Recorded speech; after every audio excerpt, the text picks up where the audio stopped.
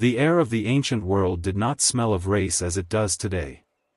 It smelled of olive oil, wood smoke, livestock, fish drying in the sun, and the dust of roads traveled by merchants, pilgrims, soldiers, and kings. 2,000 years ago, during the time of Jesus, the world was far more connected than many people imagine. The Roman Empire stretched across 3 continents. Africa, Asia, and Europe were linked by trade, migration, religion, and war. To understand the untold story of black people in the time of Jesus, we must leave behind modern assumptions and step into the world as it truly was. In the 1st century, people were not primarily identified by race. They were identified by their nation, language, city, tribe, religion, and social status.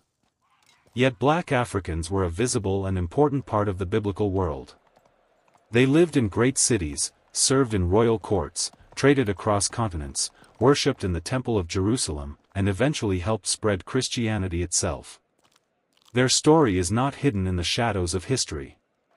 It is woven into the fabric of the New Testament era. To begin, imagine standing on the busy streets of Alexandria in Egypt. Founded by Alexander the Great nearly 3 centuries before the birth of Christ, Alexandria was one of the largest cities on earth.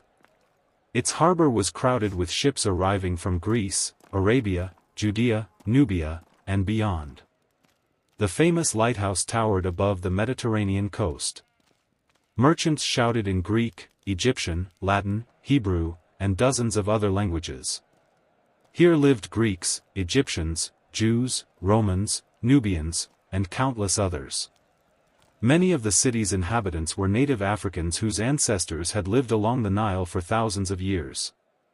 Jewish communities flourished throughout Egypt, and many Jews had lived there since the days of the Babylonian exile. Some families could trace their presence in Africa back hundreds of years before Jesus was born. For many black Africans in the Roman world, daily life revolved around family, faith, and work. In the villages of Upper Egypt and Nubia, homes were often built from mud brick and clustered together for protection from the heat. Men worked as farmers, craftsmen, merchants, sailors, soldiers, and laborers. Women managed households, prepared food, cared for children, produced textiles, and often participated in trade. Bread was the staple food. Fish from the Nile, lentils, onions, dates, figs, and beer were common parts of the diet. Children learned practical skills from an early age. Boys often followed their fathers into trades, while girls learned the responsibilities necessary to run a household. Life was hard, but it was not primitive. African kingdoms had thriving economies, sophisticated governments, and rich cultural traditions. Farther south lay the kingdom of Kush, centered in what is now Sudan. This was one of the great civilizations of the ancient world. Its cities were filled with temples, palaces, workshops, and markets.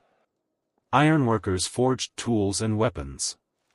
Traders carried gold, ivory, ebony, incense, and exotic animals north into Egypt and across the Mediterranean. The rulers of Kush were respected and feared by neighboring powers.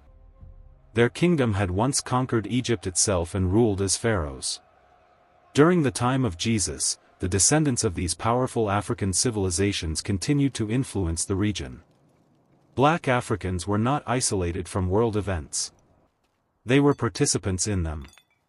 The Roman Empire connected these regions through roads and shipping routes. African merchants traveled abroad. African soldiers served in Roman units. African diplomats represented their kingdoms. African pilgrims journeyed to Jerusalem.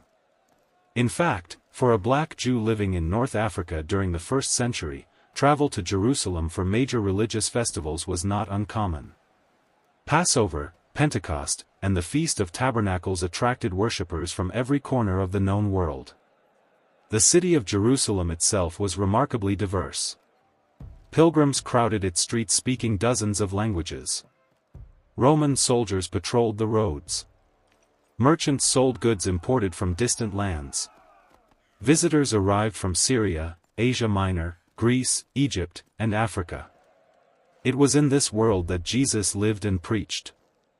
The Gospels rarely emphasize ethnicity because the writers assumed their readers understood how diverse the Roman world already was.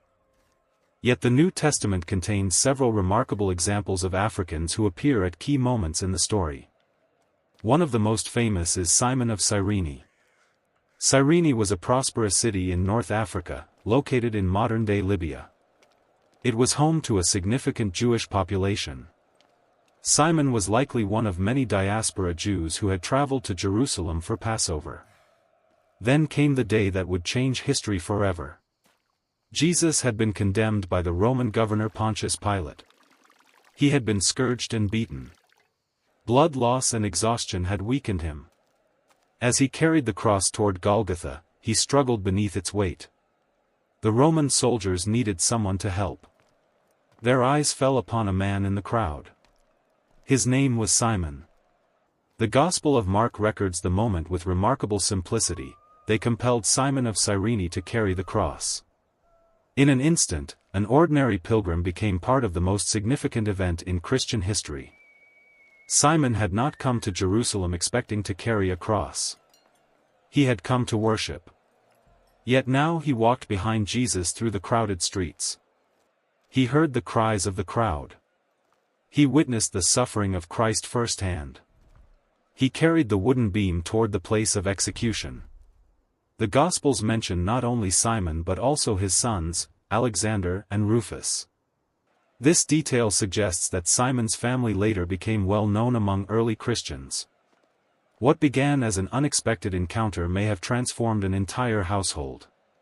Simon's story reminds us that Africans were not spectators to the events of the Gospel. They were participants. Another remarkable figure appears in the book of Acts. After the resurrection and ascension of Jesus, Christianity began spreading rapidly. One day Philip the evangelist was traveling on a desert road when he encountered a man riding in a chariot. This man was an Ethiopian eunuch, a high-ranking official responsible for the treasury of Queen Candace. He was educated, wealthy, and influential. He had traveled hundreds of miles to worship in Jerusalem and was returning home while reading the prophet Isaiah. Philip explained how the prophecy pointed to Jesus Christ. The Ethiopian believed and was baptized immediately. This encounter is extraordinary because it demonstrates that the gospel reached Africa almost from the very beginning. The Ethiopian official was not a slave or a servant. He was a powerful government administrator. He represents the deep connections that already existed between Africa and the Jewish world. Long before Christianity spread throughout Europe, the message of Christ was already traveling south toward Africa. Another important figure appears in Acts chapter 13. The church at Antioch had become one of the most important Christian communities in the world. It was multicultural, multilingual, and mission-minded. Among its leaders was a man named Simeon who was called Niger. The Latin word Niger means black. Whether this referred to his appearance or served as a nickname, it clearly distinguished him within the community. Simeon was not a minor believer. He was one of the prophets and teachers responsible for guiding the church that would send Paul and Barnabas on their missionary journeys. Once again, a man likely of African heritage appears not on the margins of the Christian story but near its center.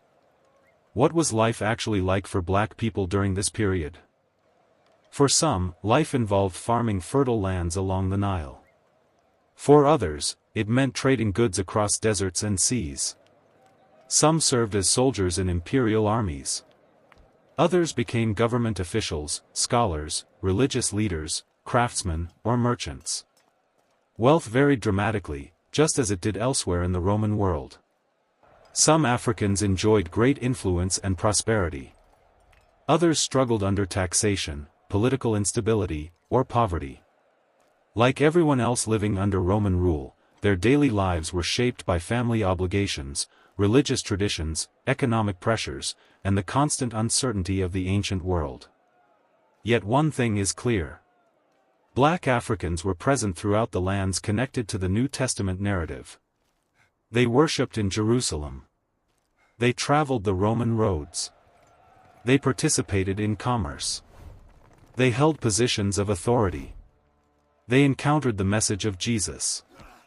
And in some cases, they helped carry that message to future generations. The biblical world was not a world divided neatly by modern racial categories. It was a world of many peoples, languages, and cultures interacting every day. Africans were an important part of that world. From the bustling streets of Alexandria to the roads leading into Jerusalem, from the royal courts of Ethiopia to the growing churches of the Roman Empire, their presence can be seen throughout the historical record. Simon of Cyrene carried the cross. The Ethiopian eunuch carried the gospel back toward Africa. Simeon Niger helped lead one of the earliest Christian churches. Their stories remind us that the history of Christianity has always been more global, more diverse, and more interconnected than many people realize. The untold story of black people in the time of Jesus is not a story of absence. It is a story of presence. It is a story of faith, influence, service, leadership, and participation in the events that changed the world forever. And as the gospel continued to spread beyond Jerusalem, beyond Judea, and beyond the borders of the Roman Empire, Africans would remain among its earliest witnesses, its earliest leaders, and some of its most enduring believers.